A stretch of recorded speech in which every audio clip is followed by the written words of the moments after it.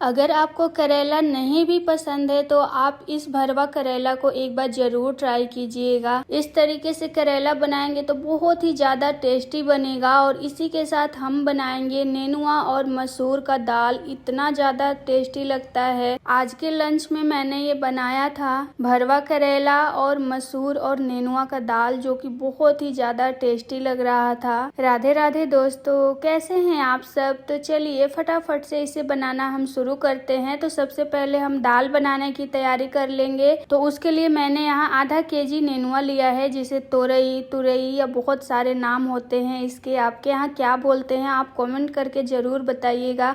इसे हम छील लेंगे और छील करके पानी से अच्छे से साफ़ कर लेंगे और साफ़ करके इस तरीके से हम कट कर लेंगे, या आप इसे थोड़ा लंबा लंबा भी कट कर सकते हैं। जैसी आपकी मर्जी हो उस तरीके से आप सारा नेनुआ काट करके तैयार कर लीजिए। और यहाँ मैंने एक छोटी कटोरी मसूर का दाल लिया है, जिसे लाल मसूर बोलते हैं। जो बिना छिलके वाली आती है उसी का इस्तेमाल करना है, जो छिलके वाली आती है उससे मत बनाइएगा। तो दाल को हम 2 से 3 बार पानी से अच्छे से साफ कर लेंगे। दाल धुलने के बाद हम लेंगे एक कुकर और कुकर में कटी हुई सारी तुरई डाल देंगे, धुला हुआ दाल डालेंगे और इसी के साथ डालेंगे 2 बारीक कटा हुआ टमाटर, 2 प्याज, अदरक, टेस्ट के अकॉर्डिंग हरी मिर्ची, नमक, हल्दी पाउडर, आधा चम्मच लाल मिर्ची पाउडर और 2 से 2.5 गिलास पानी डाल के हम इन सारी चीज़ों को एक बार अच्छे से मिक्स कर देंगे। और मिक्स करने के बाद इसका ढक्कन लगाकर गैस ऑन कर देना है। और इस दाल में हमें लो टू मीडियम फ्लेम पर सिर्फ 2 सीटी लगाना है, क्योंकि जो मसूर दाल है ना वो बहुत जल्दी पक जाता है, तो इसे ओवर कुक बिल्कुल भी मत कीजिएगा। दाल में सीटी लगेगा तब तक हम भरवा बनाने का तैयारी कर लेंगे। तो उसके लिए मैंने यहाँ आधा केजी करेला लिया है, आप कम या ज़्यादा भी कर सकते हैं। और इस करेला को बिल्कुल हल्का हल्का सा छीलेंगे। देखिए इस तरीके से, ज़्यादा नहीं छीलना है। और अगर आपको ना पसंद हो तो आप इसे स्किप भी कर सकते हैं, यानी बिना छिले भी इसका भरवा बना सकते हैं, कोई भी प्रॉब्लम नहीं है। और छिलने के बाद हम इसके बीच में इस तरीके से कट लगाएंगे। ध्यान रखिएगा कि कट सिर्फ एक ही पार्ट में लगना चाहिए, नीचे वाले में नहीं लगना चाहिए।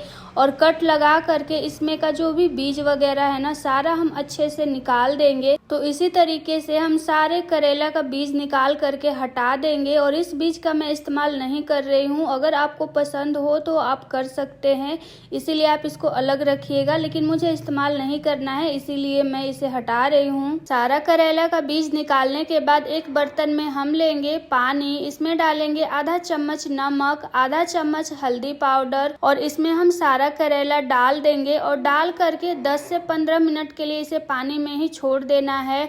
और 10 से 15 मिनट बाद हम इस तरीके से हल्का हल्का सा हाथों से रफ करते हुए अच्छे से क्लीन कर लेंगे इसे। नमक और हल्दी वाले पानी में अगर आप करेला को धो लेते हैं तो इससे जो करेला का कड़वापन है ना वो कम हो जाता है, इसीलिए मैं इस प्रोसेस को कर रही हूँ।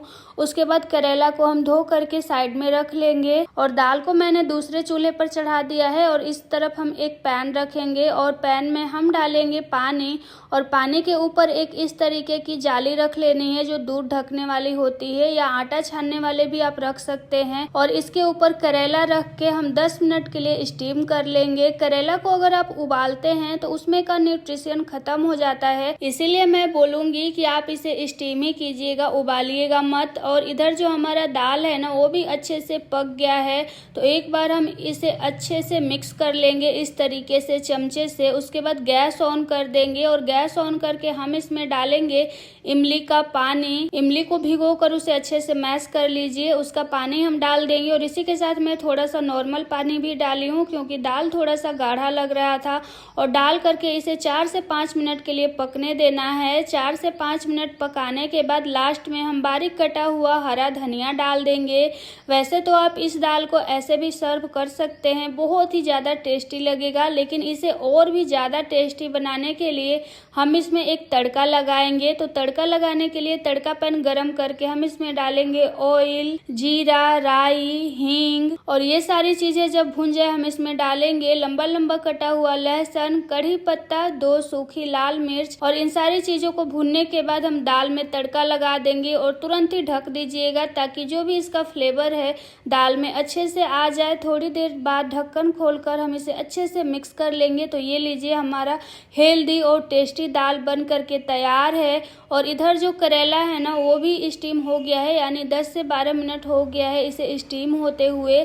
तो हम एक दूसरे बर्तन में निकाल लेंगे ताकि जो करेला है वो अच्छे से ठंडा हो जाए। निकाल करके साइड में रखेंगे और भरवा करेला बनाने के लिए हम इसका मसाला तैयार कर लेंगे। तो वही पैन मैंने ले लिया है, इसमें डालेंगे ऑयल और जीरा।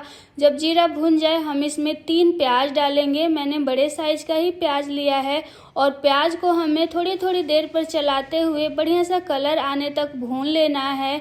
और प्याज भून रहा है तब तक हम इसका एक स्पेशल वाला मसाला तैयार करेंगे। तो उसके लिए हम लेंगे एक मिक्सर का जार, इसमें डालेंगे भुनी हुई मूंगफली, 1 चम्मच सौंफ और 1 चम्मच सफ़ेद तिल। इन सारी चीज़ों को पीस करके एक बर्तन में निकाल लेंगे और इसी में हम डालेंगे हल्दी पाउडर, धनिया पाउडर, जीरा पाउडर, थोड़ा सा गरम मसाला, टेस्ट के अकॉर्डिंग लाल मिर्ची पाउडर, 1 चम्मच के करीब अदरक लहसुन का पेस्ट, टेस्ट के अकॉर्डिंग नमक और थोड़ा सा पानी डालकर इन सारी चीज़ों को हम अच्छे से मिक्स कर लेंगे। मूंगफली, सफ़ेद तिल और सौंफ को बिल्कुल भी स्किप मत कीजिएगा क्योंकि उससे जो करेला का कड़वापन है ना वो ख़त्म होता है और इसमें मिठास आता है, तो उसे डालना ज़रूरी है। तो यहाँ हमारा प्याज अच्छे से भुन गया है तो हम इसमें तैयार किया हुआ मसाला और इसी के साथ थोड़ा सा पानी डालेंगे और डाल करके इन सारी चीज़ों को अच्छे से हम मिक्स करेंगे। और मिक्स करते हुए हमें इसे 2 से 3 मिनट के लिए भूनना है। लो टू मीडियम फ्लेम पर ही, हाई फ्लेम मत रखिएगा। लो टू मीडियम फ्लेम पर अच्छे से लगातार चलाते हुए भूनेंगे। 2 से 3 मिनट भूनने के बाद हम इसमें डाल देंगे 2 चम्मच सत्तू। अगर आपके पास सत्तू नहीं है तो आप बेसन को भून करके डालिएगा, लेकिन कच्चा बिल्कुल भी मत डालिएगा।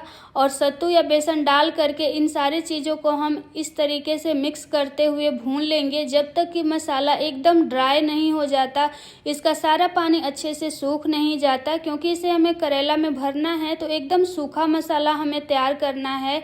तो देखिए यहाँ हमारा मसाला तैयार हो गया है। तो सबसे लास्ट में हम इसमें डाल देंगे 1 चम्मच के करीब आमचूर पाउडर और बारीक कटा हुआ हरा धनिया डाल करके मिक्स कर देंगे। और मिक्स करने के बाद इस मसाला को हम एक प्लेट में निकाल लेंगे ताकि ये फटाफट से ठंडा हो जाए।